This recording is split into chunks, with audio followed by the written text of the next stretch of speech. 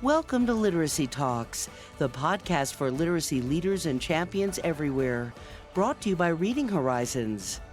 Literacy Talks is the place to discover new ideas, trends, insights, and practical strategies for helping all learners reach reading proficiency.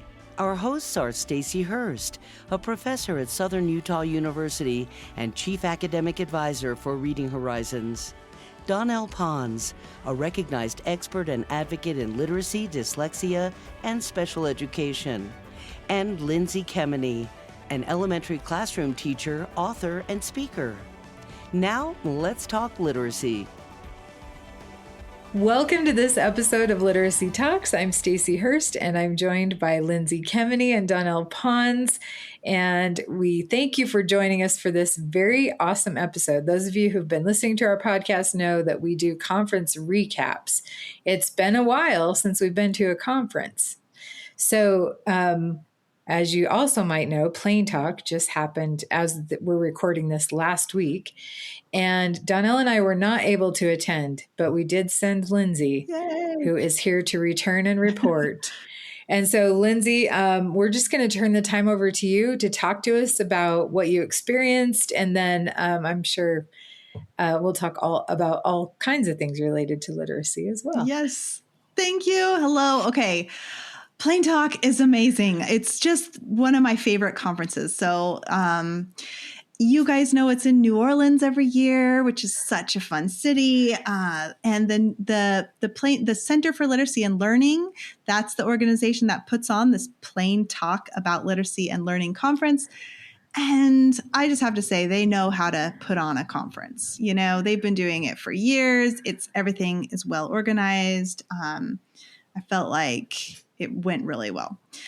Guess how many attendees? Any idea? Ooh. 3,200. Close. So 4,000.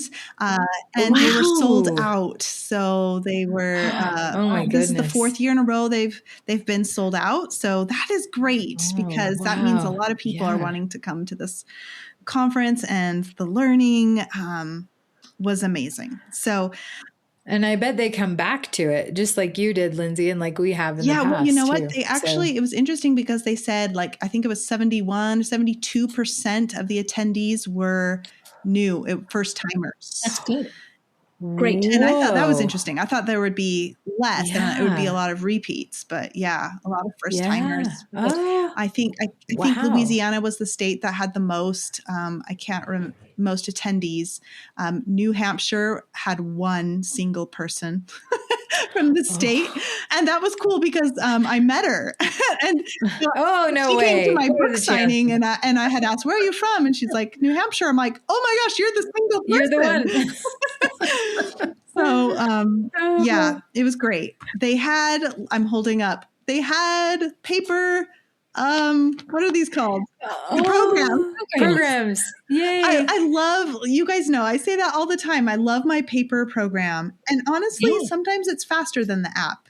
A lot of times, because you just flip through, right? And I can see right there, and I can hold it while I'm walking around, and I don't have to have my phone out. And I'm so glad that they still have the paper. Yeah.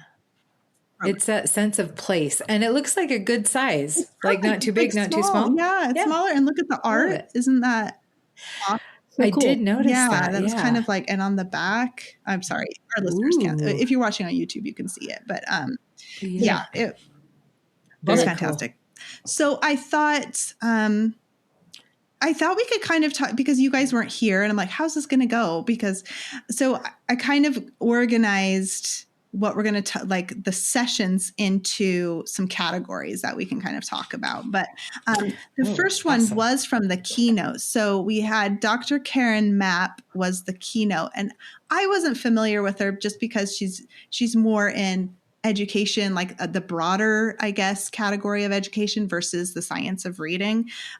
She's written some books, and it's all like she speaks a lot about school and community partnerships. And so that is what her keynote was about. And she said some things that I thought were really interesting, where she was talking about family engagement, and saying that it's a strategy, not a goal. And I thought that was interesting and something to think about, just like, hey, this is a strategy, and we need to be really intentional about it. She said, no more random acts of family engagement where you're just like, okay, here's one activity we can do for the community, or here's another thing, but being really intentional and more strategic about it in order to, I guess, lift everyone and help our students. And so I thought that was interesting. Yeah. You guys have any thoughts on that? Or any thoughts? Do you have any suggestions for how to build that engagement? This is something. You know what it makes me think of? Our episode with Dr. Grant Rivera, where he talked a lot about community, and that their approach is from birth, essentially, to more. Yeah, I'm trying to. I might need to go back and listen to it again, because I'm like, yeah, but I think they involved the community from the beginning. I love that she said it's not a goal. Mm-hmm. It just should be the way we do it. Yeah, way we do things. Yeah. That's so interesting, because it makes me think about partnerships. And if we think about how siloed maybe sometimes the research has been from actual teaching, think about the silos in care for an individual from birth, say, to graduating from high school and going to college. And maybe if we had more partnerships between us in education settings, that really has me thinking how much more powerful it could be. Yeah. I'm thinking about your experience, Donnell, like how much easier would it have been for you and your children if that sense of community was just part of it? Yeah. Yeah. You would definitely feel more valued as a parent, right? Yeah. And I often hear educators, and I understand this actually, not something I have to experience in higher ed, but oftentimes parents are hard sometimes to deal, not oftentimes, sometimes parents can be hard to deal with. And I think if there was that sense of community, it wouldn't be so much an us and them. Mm-hmm. It would be like we're all part of this. Yeah. So she was saying there's a difference between involvement and engagement. Again, like it's more than just involving them. It's truly engaging them. And I don't know, but I guess I want to know more, like what that could look like, because I think that's definitely an area I could improve. The specifics, right? Of exactly. Yeah. Well, and it sounds like a systemic thing too. Like, what can you do in your classroom, but then what can a school do? What can a district do? Yeah. Yeah. Community. Mm-hmm. Interesting. Okay. Well, and then moving on to the day 2, the keynotes were Doug Fisher and Nancy Fry. And they talked about academic risk-taking. And this is the term that's really used a lot, I think, in the research. They like to use the term courage to learn. So they talked about how learning and risk-taking are inseparable. And, that does make me think especially about our students who struggle with learning a little bit more. They really do have need to have a lot of courage in the classroom, right? I think just showing up, because a lot of times they're in this environment where they feel like they're failing, right? But we want to create those conditions where they're going to learn and feel safe. And so, so that's something that they mentioned, that we have to create those conditions, both between the students, like students between students and other students, and between the student and the teacher. We need those conditions where they're going to feel safe. And it reminded me, as they were talking to us about it, it reminded me of Dr. Anita Archer's success breeds motivation. You know how she says that, success breeds motivation. I was thinking about that, because helping them be successful and starting with something they can do, and then they kind of see, oh my gosh, I did that. I did something. I was successful at that.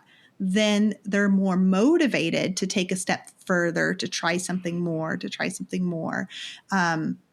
So that's kind of what it reminded me. Of course, everything comes back to Dr. Archer for me, but yeah. It got me thinking, Lindsay, it's really interesting you should bring this up, because just last week, one of my adult students, very much an adult, he just said for the first time, you know what? There's a subject I would have studied in college. He's never ever said anything about I would have done this or I would like to have done that. He's never even talked about it. Never brought it up. But he brought it up just the other day and he said, you know what? I think I would have made a good, and then he said the word of a profession. And he said, and what's interesting is I only think of myself that way now because I have the confidence that I could probably do it. I would need supports, but I would know what they are.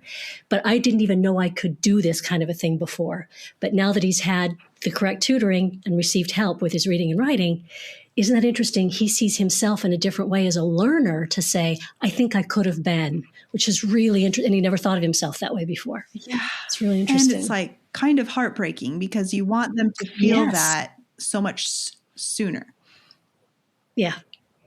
I'm thinking about, I'm thinking about my own students. And I can ask them a question and it's crickets if I'm doing a whole class. But if I'm doing individual responses or they're talking with a neighbor, they're a little bit more emboldened to make mistakes, I think, because peers, they can relate to each other and so forth. But as the semester goes on, and I'm talking about my initial first class, they become more and more comfortable at taking risks to answer a question they may not get exactly right. But that helps me to really want to emphasize that I know we've heard lately the term productive struggle, but the fact that that is part of learning, right? And not to just shut down because you didn't get 100% on something, or that it's just part of the learning process. We're going to fail, but that's partially how we learn. And things are not always going to be easy. Is that what you think they were addressing there too, Lindsay? Or more like just having the courage to. Yeah. But one thing I thought was interesting is they showed a video, and in the video they had, and I was a little bit like, is this kind of supposed to be the example of what courage to learn looked like? Because they had a young student, and maybe this was like third or fourth grade, and she was the one leading the class in a vocabulary lesson. And it seemed like she would do this, I don't know if she did it every day or the whole week, but she would lead them too. And she had like a script she would say, and then the students would repeat back. And then she'd be like, say the word, spell the word. It means this. And then they would repeat and use the word in a sentence, this kind of thing. And I don't know. I'm always going to be devil's advocate, I guess, in these things. But I was thinking, well, is that really the goal? Like, would this lesson be a little better if the teacher was delivering it? I think courage to learn doesn't necessarily need to be the student is leading the class, right? And that might not be what they were saying, but just with that video, and they were talking about the process that the student had to get through to be able to be the one to lead, where she had to go through a series of interviews and all of this stuff to do that. And I just thought, now I don't know about that. And that might not be what they're saying, but I'm saying definitely we need to create these conditions where they feel safe and can take risks. What exactly are the risks? It's just, it doesn't have to be them leading everything, right? I don't know. That might be what they're saying, but and Lindsay, you know way more about this than I do, but I remember having similar thoughts when I very first read about SRSD clear back in the day, because you're literally teaching students to stay engaged and work through hard parts and not just give up. Do you think there's a connection there? I see what you're saying. What do you see with that? Definitely. You're taking risks, right? And learning how to, what you can say to yourself and how to manage your own time and your own thoughts. And that does take a lot of risk. And just being willing to share with a neighbor what you learned, share with the class, just writing something. I guess there's lots of ways students take risks in our classrooms, right? So, So anyways, I thought that was interesting. And then something else, I was going to say something else on that, but I can't remember. Something else I liked that they were talking about was tasks, to really think through the tasks we're assigning our students and why, and if it's worth the time and investment.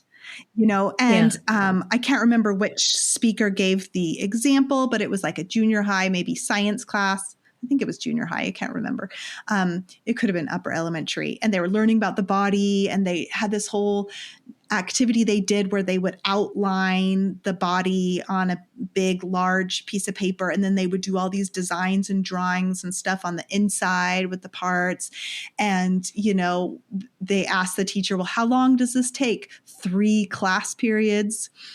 And just like how much learning is happening with that, with that task. And so it was a really good call, like a good kind of call to action to really rethink the tasks we're asking students to do. We want to make sure that they lead to learning, that they don't just fill time. And I thought that was a really excellent point. Yeah.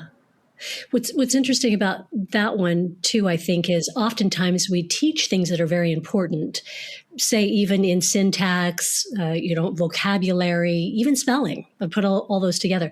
Yet we don't really give opportunities for students to do those things that we taught them. It's like we teach the thing and then we move along. Whether the student learns to apply it, has the confidence or comfort level to apply those things, I'm not so sure we check back often enough to do that, to make sure that, are they picking it up and bringing it and integrating it? Or have I just taught it, right? Yeah. Yeah. And that ties right back into the risk taking, because they have to be confident enough to try it. Or like another example of the risk taking is when I have students, I have them verbally compose a sentence, and they're going to, I'm going to model one way to make your sentence. You're going to talk to a neighbor and then you're going to share back. And that takes courage to share your sentence with me. And then the courage to maybe try again, or if your sentence didn't work, that's okay, because we're all learning. And so that's like an example of those conditions that you have to create, where when they share something with the whole class, and it's wrong, we need to tell them they're wrong, but that's great if they feel comfortable. And it's okay to be wrong and make mistakes. So a lot of it is that, it's like that growth mindset kind of thing. Like it's okay to make mistakes. Like we're all going to make mistakes. And Stacey, to your point that you were saying earlier, I think a lot of sometimes our gifted students really have a hard time with being wrong or making mistake, because maybe they're always kind of perfect and they have people in their lives that are always boasting about how great they are and perfect. And so then they think that means they have to be perfect at everything. Yeah. I think that the point about tasks is well taken too. I was thinking about this in relation to comprehension instruction. And oftentimes we ask questions of our students, which could be an important thing, but then we never really get to the meaning of the text. Yeah. Like who's in it? You can tell me the setting, the characters, but what really was the message the author was trying to share, and how will you apply that in your life?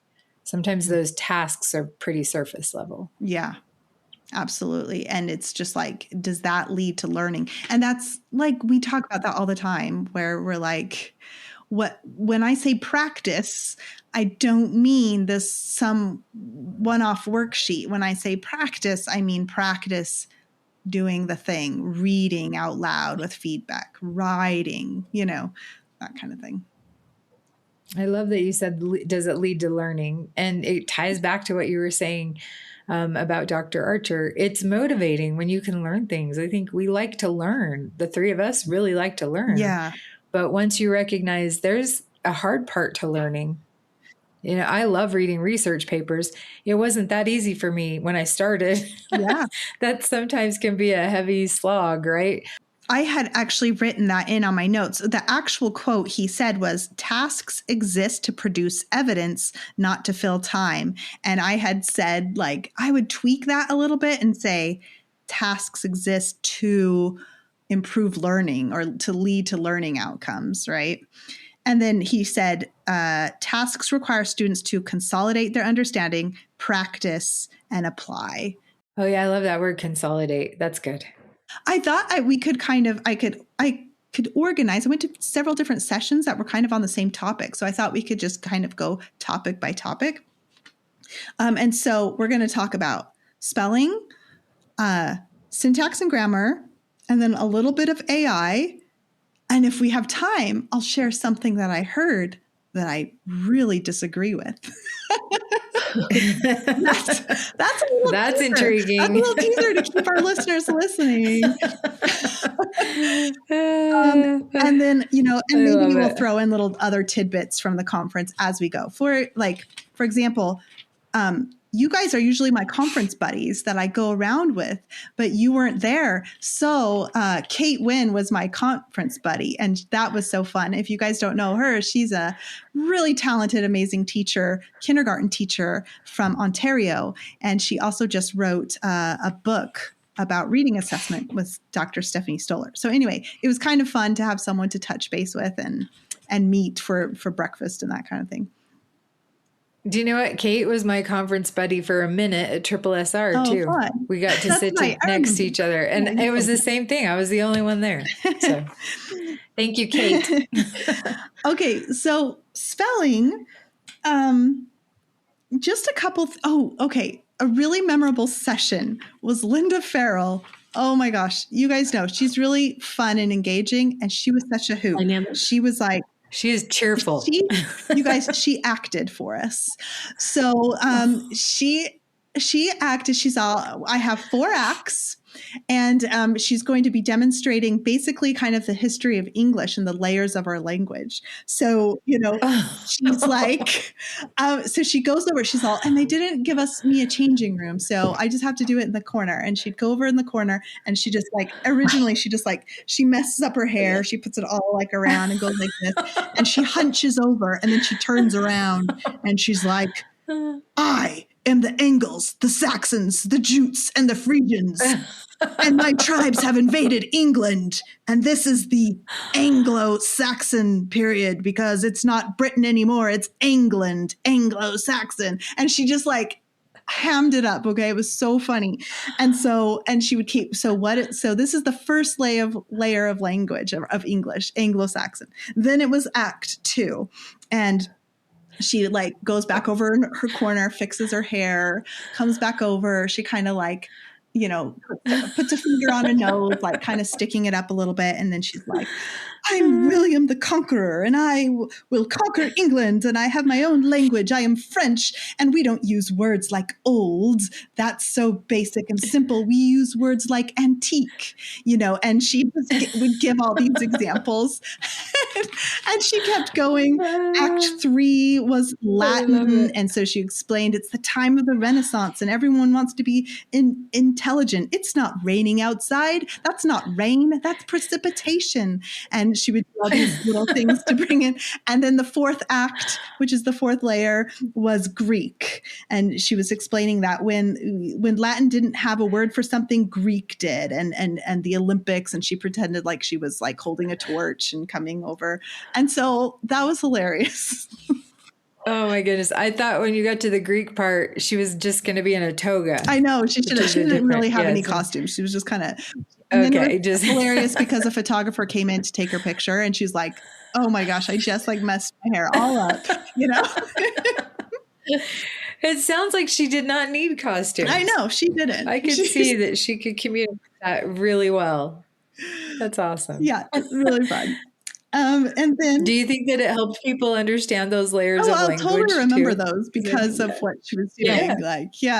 Even I wasn't really planning on kind of reacting for you all, but I kind of did because I had my notes in front of me. Great. I did have my notes, but I could picture her doing all those. It was funny. Well, and for those of you who are watching on YouTube, you did see Lindsay mess up her hair too. Yeah, so you even did that. Yeah, that was great. Okay. Teaching literacy shouldn't mean juggling multiple programs. Ascend Mastery by Reading Horizons brings it all together. A core comprehensive pre-K through 5 literacy curriculum that connects word recognition, language comprehension, oral language, and writing, built on decades of proven foundational expertise. Ascend Mastery simplifies instruction and helps every student build lasting literacy gains. Ascend Mastery will be available for district and school implementation beginning with the 2026 school year. Visit readinghorizons.com/ascend to learn more and sign up for updates. I went to another, so I'll just, a couple takeaways on spelling. Dictation phrases. Like when you do I don't do this. So I do word dictation and I do sentence dictation. And I haven't thought to do phrases for dictation. And that's something like you could do. I was thinking that might be something to do right before sentence dictation, because sometimes when I do a sentence, maybe it's a little longer or a little harder, or has, a review word or something. And sometimes I will review that word beforehand, like for word dictation. But I thought that's kind of a good idea to do a phrase, before. Well, and you could connect that to syntax too. So if you had a phrase that was just like over the hill, then you could even say to your students, what part of the sentence are we missing? This is just a phrase. What are we missing? Oh, yeah. Nice connection to the next topic, Stacy. But just wait, we're not to syntax. Okay, sorry. Integrate. That's my thought. Okay.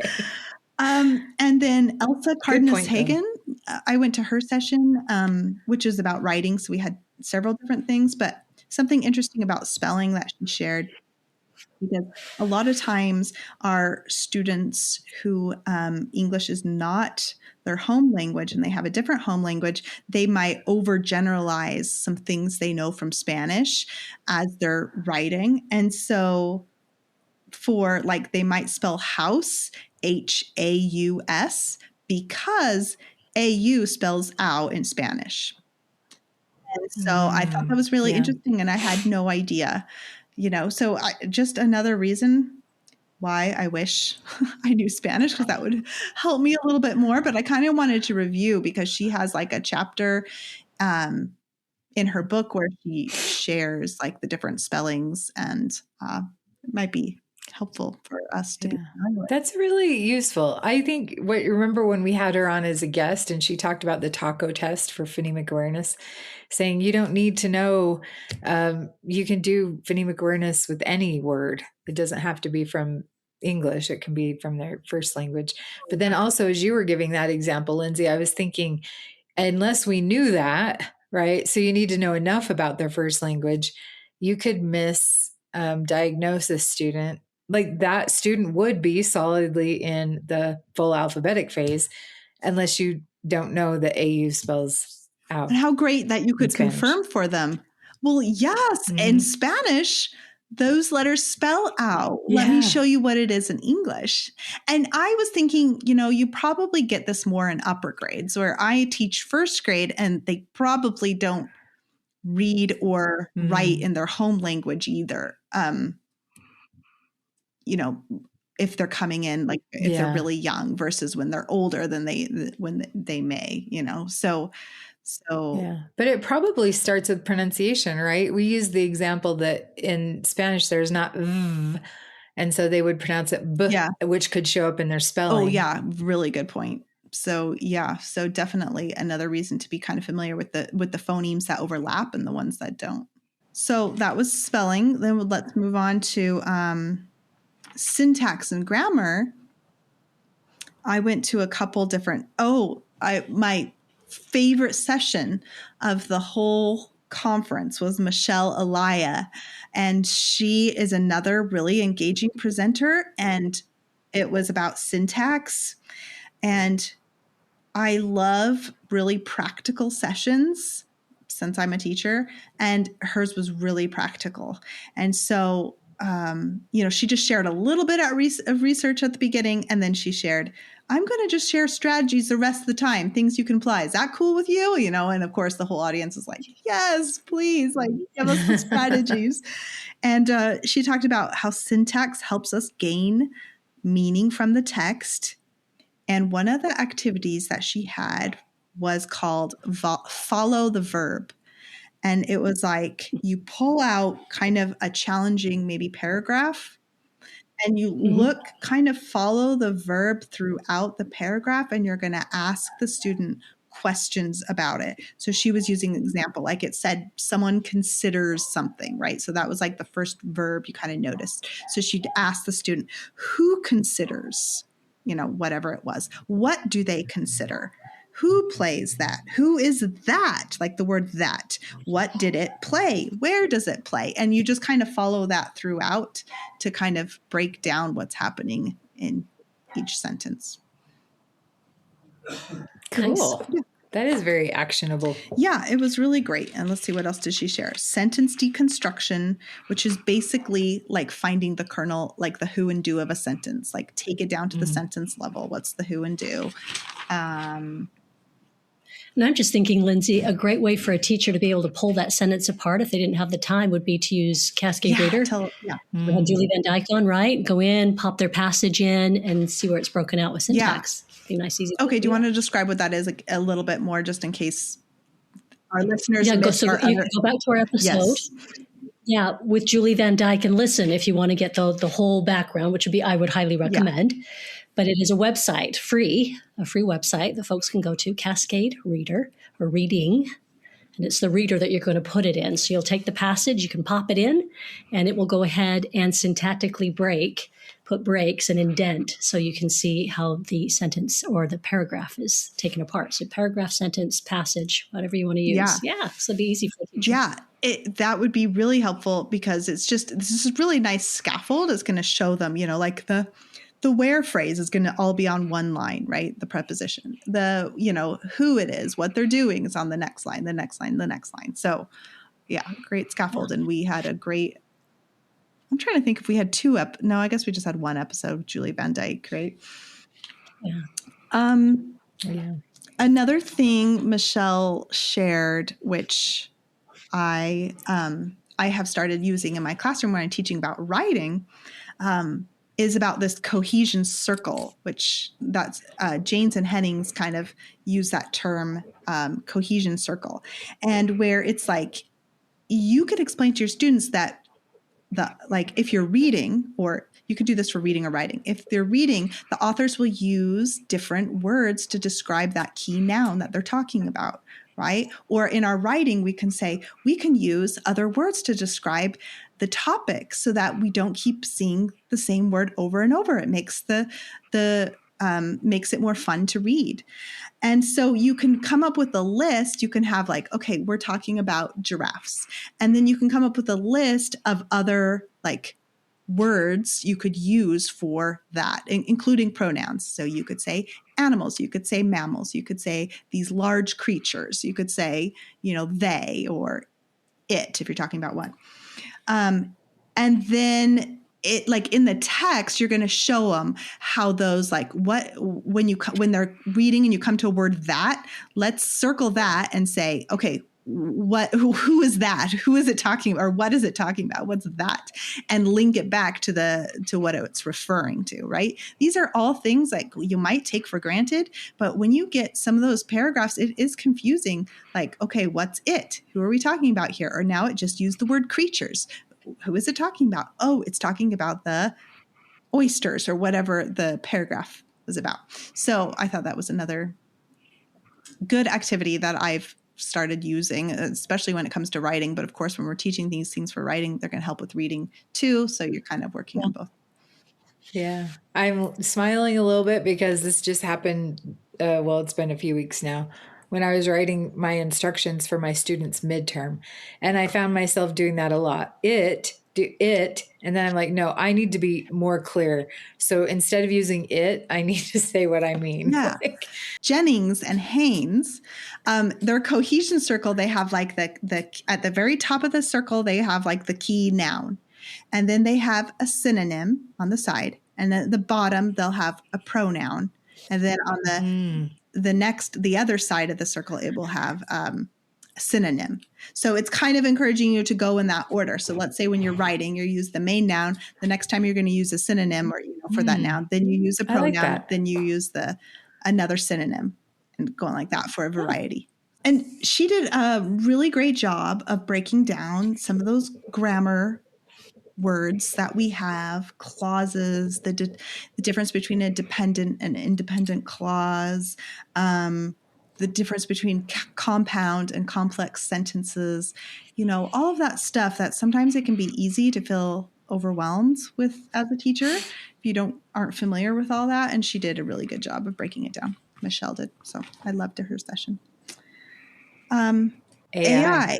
Well, the session I went to was really interesting because what they did is they talked about the instructional hierarchy and how, what different, programs, I guess, apps, different AI resources, where they could fit in according to the instructional hierarchy. So you have the acquisition phase, if you're like, what's the instructional hierarchy? You have acquisition, and then you have fluency stage. And then they grouped together generalization and adaptation, but some people will separate those and do generalization and adaptation. And so they shared, different AI tools, and they shared cautions with each of them. I would say I would be even more cautious. Sometimes I feel like with technology, we jump on the new thing a little too soon before it's been thoroughly studied or understood, and we need to be careful. But I thought it was interesting and very interesting way to kind of classify the different types of AI.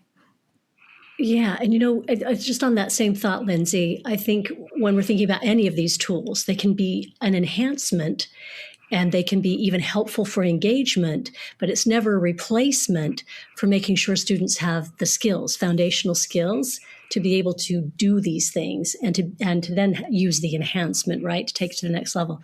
So that's something I'm always running through my head is, have I done enough to ensure the student has the foundational skills and is getting enough ability and practice to be able to do those things, and then deciding how does this enhance that kind of work for the student. Yeah. Yeah.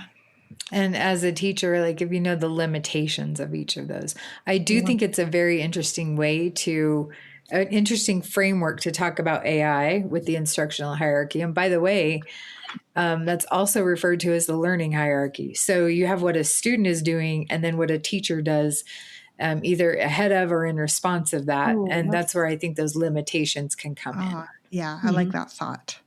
That's good. Yeah. So they listed there was lots of different AI programs, algorithms, websites that I, haven't used, although except for maybe heard about, except for some of them. They did recommend Project Read AI. We had interviewed the developer for that on our podcast, right? And that is one I've dabbled in, and that I really love. It's creating decodables for you and just these resources for teachers that we can then use. And I don't feel like it's trying to replace the teacher at all, but it's definitely can be a useful tool. I think it's fun to explore those things too. And I know Project Read AI has all kinds of things to offer. Lit Lab is another one that will use AI to create decodable text. Oh, okay. I don't think I've looked into that one yet. A couple highlight. Oh, and I gave a presentation. So that was great. I did a presentation on writing instruction. And it was really fun because Nicole Ormandy, she's from the AIM Institute. She also did a session on writing, and it aligned really well with mine. I'm like, oh, this is everything I'll be talking about next, which was awesome. And so in my session, you'll be happy to know. So if you remember 2 years ago, I spoke at Plain Talk and my laptop died in the middle of my presentation. And it was my worst nightmare. You always have the things. It was no electricity at Big Sky. The Big Sky blackout. I survived that. And then 2 years ago, I had plugged my laptop into the power strip, but the power strip wasn't connected to anything. So now I know. Okay. But so it's good because now every time I do a presentation, I make sure. But you'll be happy to know I had no tech issues during my presentation. Yay. I was very happy. And I just felt like it went really well. And so it was really fun. I was just really honored to get to speak at Plain Talk because it's one of my favorite conferences. So to be invited is amazing. Yeah. And I bet the attendees loved it. I was going to say, you've already mentioned like how applicable a lot of the sessions are at Plain Yes. Talk and how it's very teacher directed. So I'm sure they got loads out of your session. Well, I hope so. And then just a couple other highlights, and then I'm going to share what I disagree with. Okay, everybody. So, couple other highlights. The food. I had the best bread pudding, and I know the three of us think that we know the restaurant with the best bread pudding, but we were wrong because now we went to Luke's this time, and I had the bread pudding at Luke's, and I'm just saying, my mouth is watering thinking about it. You know what? You do not need to convince me because of the picture you sent. I did text just from the picture. That's right. Yeah, I could tell like it's better. Ice cream on top with this caramel sauce, and then I was telling everyone about it afterwards. I'm like, you have to go. Anyway. My book signing was a highlight. That was really fun. And so thank you to any listeners who came. And I had a rock and roll party that Scholastic threw me in their hospitality suite for Rock Your Literacy Block, that book that just came out last year. So we had a rock party. I wore leather pants and leather vest. And like I had these big star earrings and necklaces. And I had these studded bracelets that I forgot to wear that I borrowed from my son. Oh, and shoot. Anyway, I was so embarrassed walking through the hotel. Like, I'm like, once I get in the room, I'm okay. But until then, I feel like everyone's like, what in the heck is she wearing? What is she doing? And you know what? I would be remiss if I didn't mention that episode of Friends where Ross gets stuck in his leather pants. So hopefully you did not have any. I didn't have any issues getting them off. Thank you very much. Okay. Okay. That's awesome though. Way to go, Scholastic. That's a really great theme. It was so fun. And then they had, the Rock Your Literacy Block, like cookies. And they even had my book image on little chocolates, like the little Hershey chocolates. And they had a bunch of those that people could take. And that was really fun. And That's had all they just have a great event pictures, planner. Like we had props and, stuff. It was fun. That's awesome. Okay. Are you ready? Anything else you guys want to mention? Or are we ready to hear what I just said? Okay. I'm not going to say who said it because I don't want to call anybody out. Okay. But this person said, and I will say there was no research citations on their slides. And I looked into this and I don't think there's any research to show what they said. They said that having students write on whiteboards develops the wrong parts of the brain for writing. And I was like, what? Develops the wrong parts of the brain for writing? Like, okay, I have to see the study. I have to see the study to believe that. But that is something I disagree with. I use whiteboards in my phonics lessons every single day. And I feel like there are so many benefits to using whiteboards. I am laughing right now because I know Donnell is Googling. Donnell. I knew it. I already did, Donnell. She was like, fact, what is when this? I was looking it up, I'm like, whiteboards versus paper. There's actually it seemed like there was more support for the whiteboards, but we know both are really important. Both are really important. So that's the key thing. I wouldn't only do one. And when I use a whiteboard, it's only during my phonics lessons. And then the rest of the day we're writing on pencil and paper because you do want the friction and the feel of that. One of the things I looked up, because I go to look into this afterwards, is that there was a lot of benefits to using a whiteboard, but one thing is that some students might struggle a little with the physical act of writing. And since there's less friction on the whiteboard, it's like a scaffold. Now they can just focus on the formation of the letter and the spelling of the word instead of thinking about, having a harder time with the physical act of writing. And so I'm like, during phonics, that is my goal. My goal is to work on letter formation and our spelling. And so I'm like, okay, that's my goal. And then we can move to our writing tasks where we're using paper and pencil. Yeah. And you see that it transfers. And so I think that's important too. So Lindsay, for context, why say this? I don't understand why. I don't understand why either. And it wasn't even part of this person's like presentation. It wasn't anything. It wasn't about handwriting. Just an offhand remark. Yeah, it was kind of the offhand remark. And I thought that's like a strong statement to say. Like I could see you could totally say like you didn't like them for whatever reason, but to say it develops the wrong parts of the brain for writing, I think if you're going to say that, you have to back that up with research. Back it up. Back it up. And I will also say what's really nice about the whiteboards. Remember we were talking earlier about risk taking, and you know what? It's so easy to fix a mistake on a whiteboard. It's so easy versus they spelled sit instead of set, and they've got to erase, the vowel and replace it, and they're erasing and it's harder. Whereas on the whiteboard, it's just a little wipe of their finger and it's like, no big deal. We make mistakes all the time. And I can easily see, I'm monitoring the class, I'm walking around, but I can easily see a couple rows away if they've spelled it right or wrong, which I wouldn't be able to see on a paper and pencil, right? Which makes me wonder about that. Even the contrast could be beneficial, right? Oh, not just for the teacher, but for the student. Yeah. Yeah. The black on the white. Yeah. I know a lot of school paper is more in the category of gray. Yeah. Lined paper, but yeah. Yeah. So I just thought that was kind of funny. And yeah. Well, if any listeners know of any research, send it our way. Yes. Please do. Donnell will also continue to look about it sure. now. She's going to go dive in. Yes.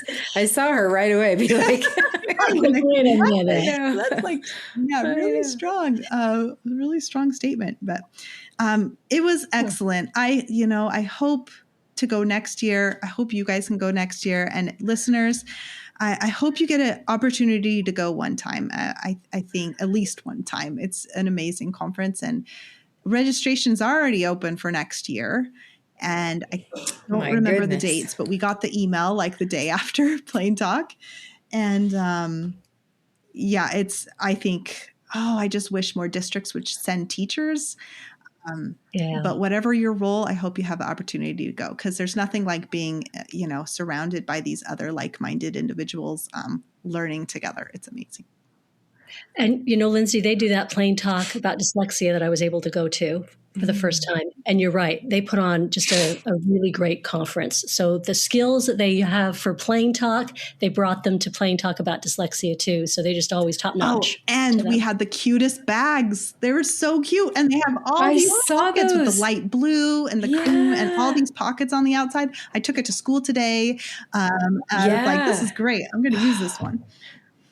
I'm not going to lie. When I saw people posting pictures of those, and I think Plain Talk themselves posted a little reel about it, I was like, oh man, even Donnell would like that bag. I know she would have that one. It looks really great. All right. Yeah. Well, thank you so much, Lindsay. We did miss you, but we're grateful for the updates and your takeaways. And for any of our listeners, if you have any, if you were able to attend, feel free to share those with us as well. And maybe next year we'll all three be there. Fingers crossed. And that bread pudding is kind of, it's enticing me. So. And all the things that we always take away from Plain Talk as well. So thank you, Lindsay, for this great conversation. And for those of you who've been listening, thank you for listening. And please join us for another episode of Literacy Talks. Thanks for joining us today. Literacy Talks comes to you from Reading Horizons, where literacy momentum begins. Visit readinghorizons.com/literacy talks to access episodes and resources to support your journey in the science of reading.